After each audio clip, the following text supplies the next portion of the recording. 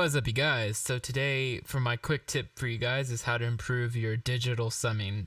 Now, some of us, I don't want this video to be a discussion between analog summing and digital summing, because that's a kind of a hot topic. A lot of people like to fight over facts and which sounds better and which is better to do. It doesn't matter. Just however you've been doing it and whatever's been working for you is what you should stick to. But for most of us, we try to get the best summing that we can. And summing just means, at least digitally, summing means it's just adding all the sample rates and like all the ones and zeros together digitally, and kind of doing what a tape machine used to do. You would add all these different channels on a console. It would be summed into this final one form. So digital summing is the same thing. It's just adding all the ones and zeros together, all the sample rates and things like that, all the sample values, and it's just making it into one thing at the end of the day. So when you bounce stuff, that's what it's doing. So that's just summing the signal. So that's why I like to use pre-masters and things like that, so that my signal sums through like a bit of saturation and color and things like that. So Pro Tools it's no secret that Pro Tools is just a little bit better at summing digitally than other DAWs, and I love Ableton and such, but for me, I feel like it does a better job summing my signals together. And that's also for a part that by the time I bring my Ableton sessions into Pro Tools, it's already bounced stems, or sometimes there'll be individual waveforms of everything in my track, but I like to kind of in Ableton mix my stems together. So basically my groups, like my synths all together, claps, cymbals all together, those kind of things. So I usually like to have 8 or 5 stems of what my track is, but sometimes it's more than that depending on the song itself. So this one I just did, called Dogma. It's already on my SoundCloud if you want to get a little preview of what it sounded like in Ableton before I did any Pro Tools stuff. Go check that out if you want.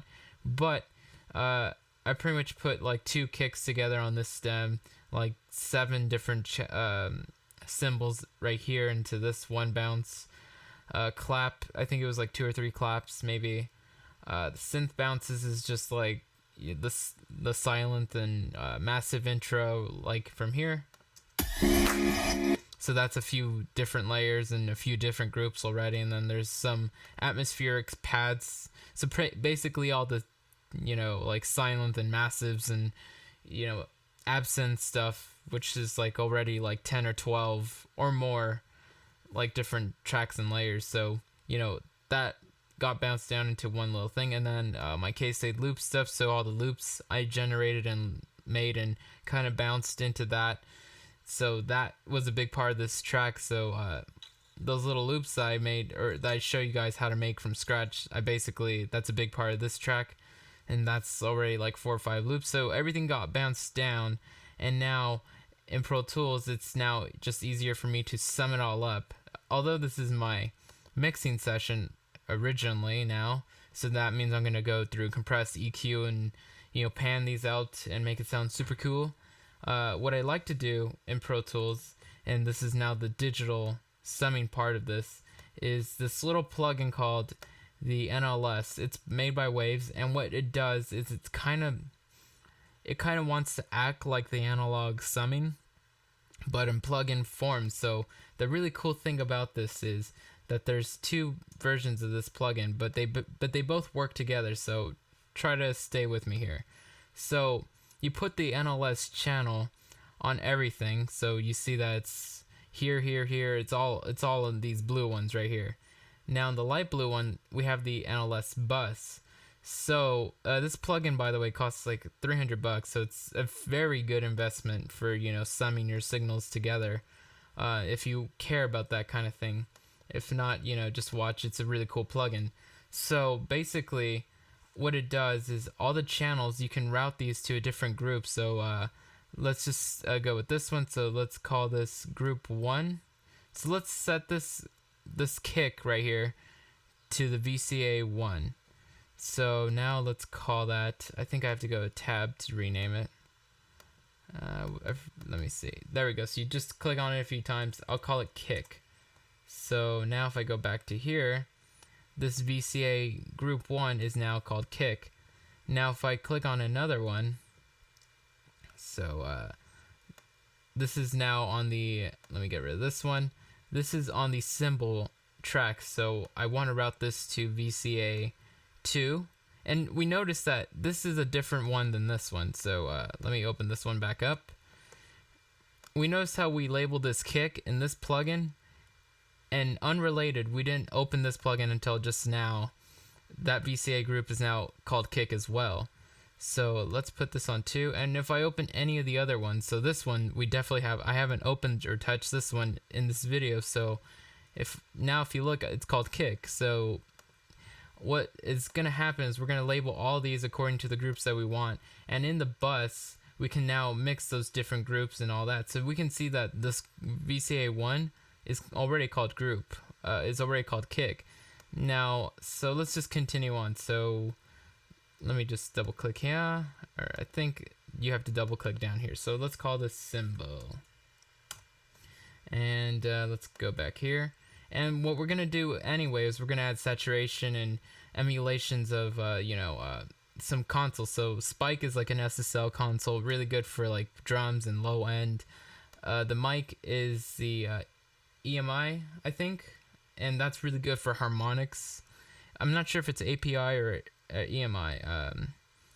I'm pretty sure it's an EMI type console. So this is really good for like harmonics and things like that. That's what I've noticed. Like when I want to more than just saturation and I kind of want more color, I go to these. And the Nevo is obviously a Neve console, so those are really good for like bright high ends and things like that. So each of these have different characteristics, and on each of these you have all sorts of like recorded channels. If you just do your homework on this plugin, you'll realize all the work they did to get these proper like emulations of these plugins or these consoles and their channel strips, and it's really cool stuff. So anyway, where was I with this? So let me make sure I'm on the right one. So this is the kick, so it's on VCA group 1. This is the cymbal group, so it's on VCA 2 for cymbals. Let's open up this one. So this one we'll put to VCA 3. And by the way, if I wanted to have, if I had like 100 audio tracks in here, this plugin would be extra useful, because I can then not have to make groups inside of my DAW, but I could just put a bunch of these different audio tracks, like all the cymbals. I wouldn't have to make a group for it. I would just route it to the VCA 2. So you can definitely have several things on the same group. So if I wanted, I could have, all of them on VCA group 2 or whatever, and it wouldn't matter. It would do the same job it does anyway. But you choose the routing is what I'm saying. So let's get rid of some of these extra ones.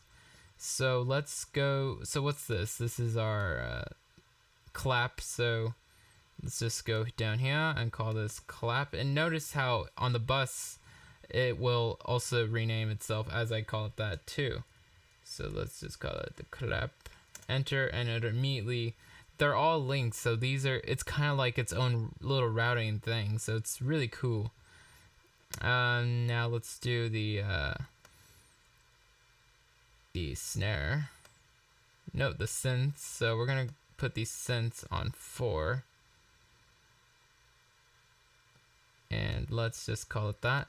So let's call it syn, and let's go to the final one, the loop, and let's put it on, I think 5, right? So 5, and we're just gonna call it loop, and then I'll just kind of add some overdrive and things like that, and you'll be able to hear what's going on. And the cool thing about Pro Tools is I can just bypass this whole channel right here, so we're gonna be able to do a proper A and B with all of these on and off, so we can hear a difference at the end.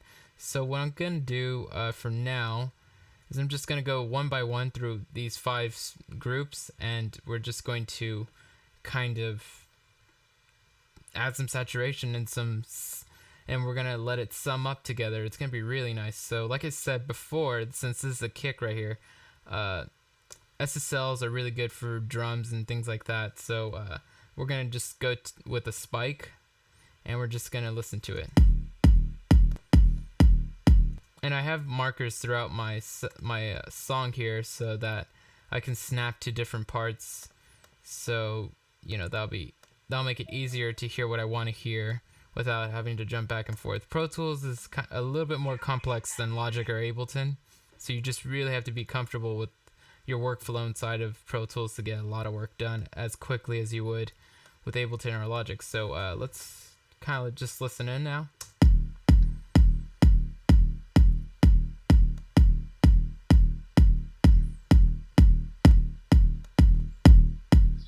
And notice how subtle that is too. I mean, I'm bringing it up, but it's not this big obvious thing. It's this coloration, and just take a listen.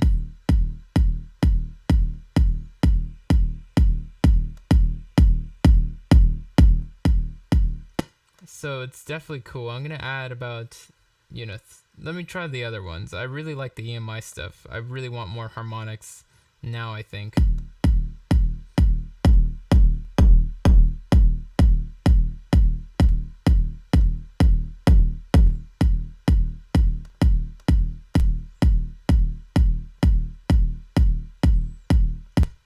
So I don't want to make my mix louder. I just want it to be that extra color. So let me bypass and try to get the volume right.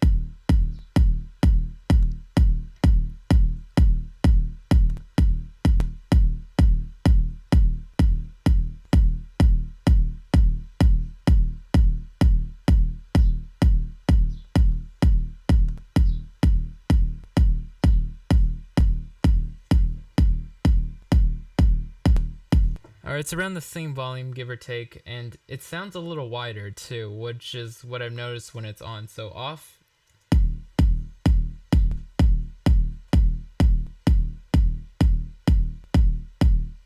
And I noticed that little ringy thing, that's kind of colored in a nice way that I like. Usually I try to hide those kind of things in kicks, but I kind of like how that sounds. So let's just move on. So let's do some cymbal stuff. Let me go to a part where there's some cymbal stuff. And I also have white noise on layered in that stem with the cymbal, so that makes it kind of interesting to see how that will work with the overdrives and all that. And let's see, so and there, you also have trim and all this stuff here, so you can kind of control all sorts of different things. You can pretty much control everything from any one of these plugins, and it'll all universally affect the other. So it's really cool that way.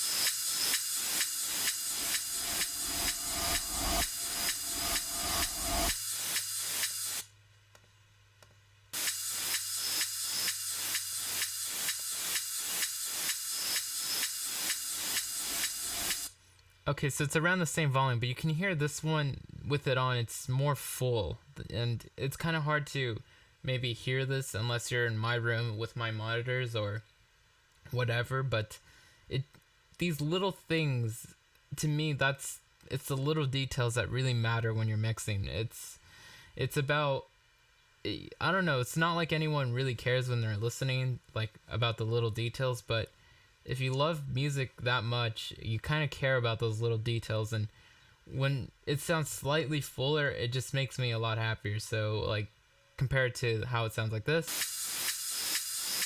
to this, it just seems fuller, and it's like, that's the kind of thing that for me I would spend a lot of money to get every time.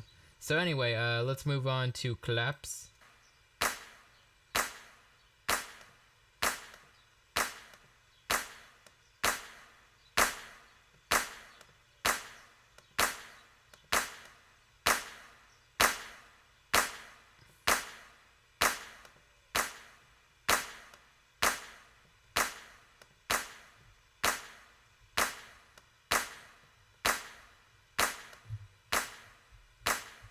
And again, we can hear the release a little bit more.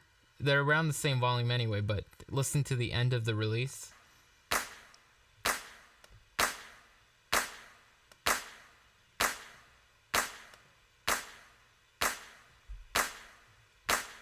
It just sounds like it sounds more detailed, and that's really good. Because, with the analog summing, which is basically what this plugin is trying to do, but in a digital domain, analog summing, like in real life, like on consoles and things like that with analog gear, it's deeper, it's wider, it's more detailed, and it's all those kind of things. I mean, like, I've heard mixes I've done completely in the box before, and then, I decided for fun, like, just to bring it in and just run it through a board and, see what it sounds like on different channels and all that, and pretty much recreate what I did inside the box. And, it's not that one mix was better than the other in either domain. It was just that there are just differences that, you should know about, at least. I'm not saying pick a favorite between analog and digital stuff. I'm just saying that, the more you know what each one sounds like, the more you can kind of emulate it on either platform. So once you know what analog sounds like, you can emulate it as close as you can in digital. And if you know what digital stuff kind of sounds like, but you want that on a console, you can definitely emulate that. So, I'm just saying, kind of know the differences, at least. So I'm not sure if we did the snare stuff yet. Nope. So let's do that. And let's find a part for that. The top.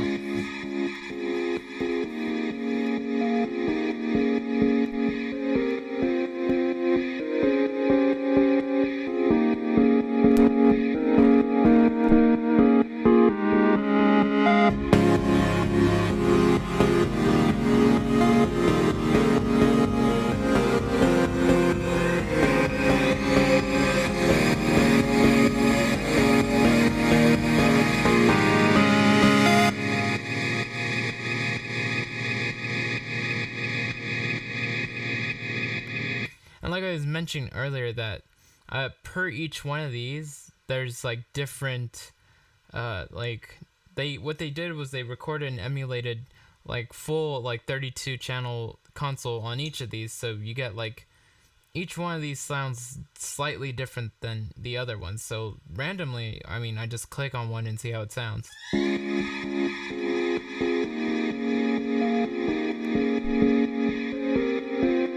So I noticed this one's a little bit more thumpy, so I'll just stick with that one for now, because it would take a very long time to go through, all of these, and again, they would be slight differences. But that's the thing about analog, it's that I like, the imperfections and the randomness, because in a studio or an analog console, no channel strip sounds the same. They all sound slightly different, and when it all is summed up together, it has this depth to it. Where in digital, obviously depending on the processing you did, they'll sound different. But just a blank session like this with no EQ and compression or anything like that, and even without these, each channel sounds basically the same in terms of if you play the same audio form on every single one of them. If you play the same thing on all of them, they all sound exactly the same. But if you were to play something like the same thing on each channel of a console, it would sound slightly different between each one. So that's kind of the other thing I like, the imperfections and the random things in analog. Anyway, so let's kind of tweak this.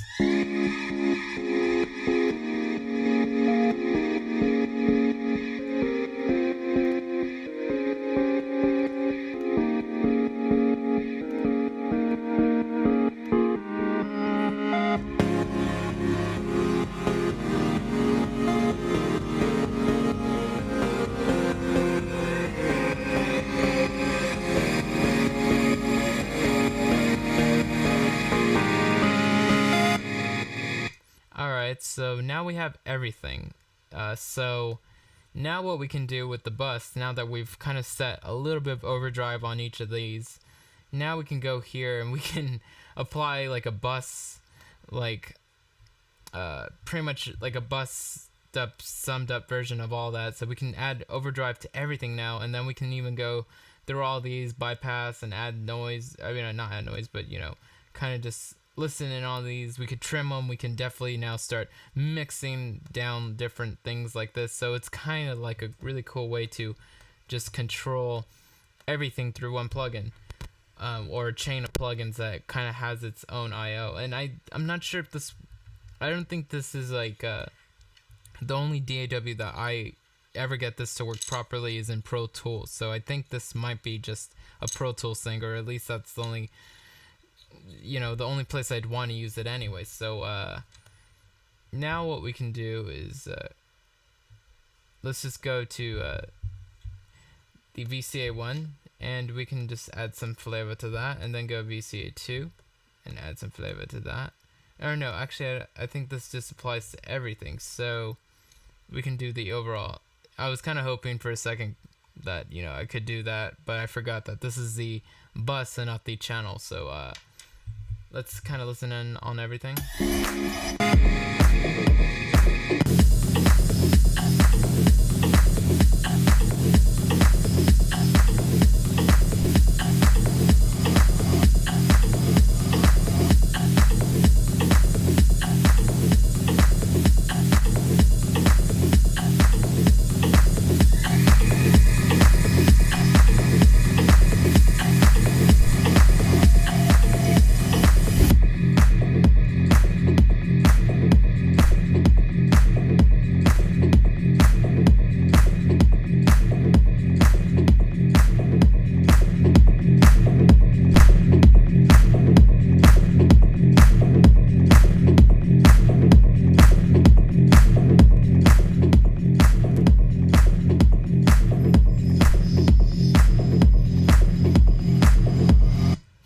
Actually, I just kind of remembered what I did wrong. So on each of these, what I want to do now is I kind of want to add a copy of all of these. So what I'm going to do is just, option click, have two versions of this, and I want to create a VCA8 group, which I will call everything. You don't need to do this. This is kind of extra, but this is kind of something I like to do. So then I can, even though it's all being summed up, I want an extra channel of all of that. So now I can go here, go VCA group everything. And this is going to make everything kind of doubled up and obviously louder, so you want to take that into consideration.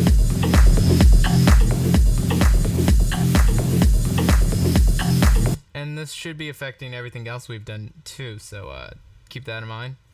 Oh, let's auto. Ah, that's cool.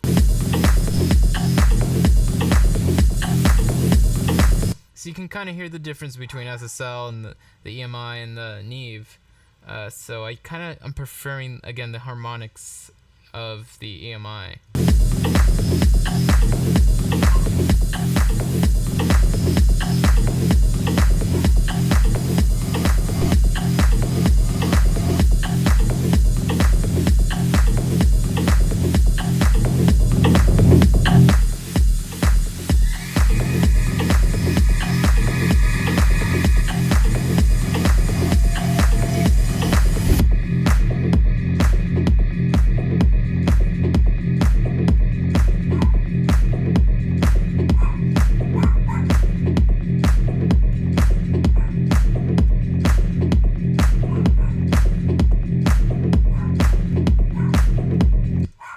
So that's a little bit of summing right there. So let's kind of just A/B it all.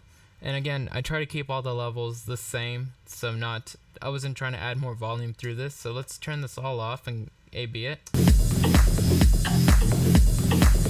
Alright, now let's hear it now with all this.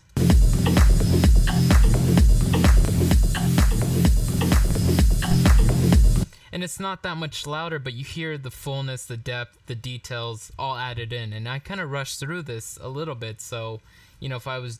And also, this isn't a full mix yet, because I haven't added a compression, EQ, reverbs, delays, and all that kind of crap. So, again, we're just comparing how boring and dull this sounds being summed up through Pro Tools. And now how cool it sounds with this plugin, which is supposed to be like a good emulation of analog summing.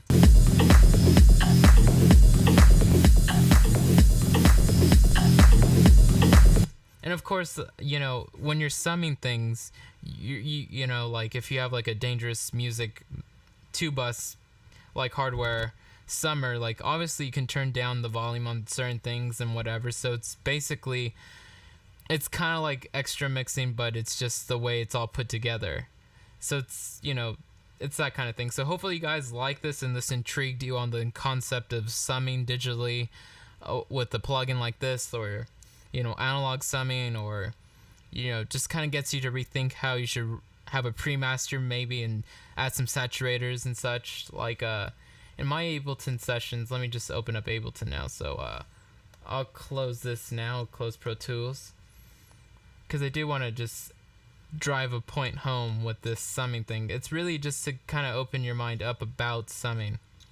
So even if you don't want to use the NLS or analog gear, which is fine, I don't always do that, and sometimes I like to still think about how things are summed up, at least. So if I open up that very same song, just give it a sec, since my computer is already doing so many things, like recording this video and such. Yeah, you'll see on my pre-master here, I'm adding saturation and things like that, and it's just it's not really a summing thing. It's just kind of me coloring the whole track in a particular way, which is kind of what people look for and want, you know, their analog or digital summing things to do. So if we look at my session here, excluding these right here, or I guess I could just send those out, or actually I don't want that there, so exclude these are bounces of like what I was showing you. So these 5 stems is everything in this track, so that's what you saw in Pro Tools, basically these. But notice how everything in my song, except for this, because again this is something else, this is miscellaneous for what our purposes are, you see everything from kick to the vocoder channels, everything is going sends only, send A. Even things inside groups are going to the send. So that means it's not playing out on my master, everything's playing through this pre-master. So what I have here is, obviously I've shown this a bunch of times in old videos, it's like the way I split the frequencies and have the low end be mono, blah blah, and I have some saturation here, and then I have this overall sausage fattener saturating everything slightly. So my settings for that is like -6 dB for the gain, fatness and color around 18 or 15%, and then I'm just kind of rolling off the low end a bit. So it's not really a summing thing, but it's the way I colored everything together. So everything does run through this, and for my master to hear it, it has to go through all this. So it's kind of in a way a summing thing, but it's just me being conscious of how everything is gonna sound when it's all put together. Because, you know, listening to one kick by itself and then listening to with everything else is a big way that we perceive our mixes and how we go about processing and adding an EQ and compression, blah blah blah. So anyway, hopefully you guys like the conceptual stuff that I was trying to get across, and thanks guys for watching. Late.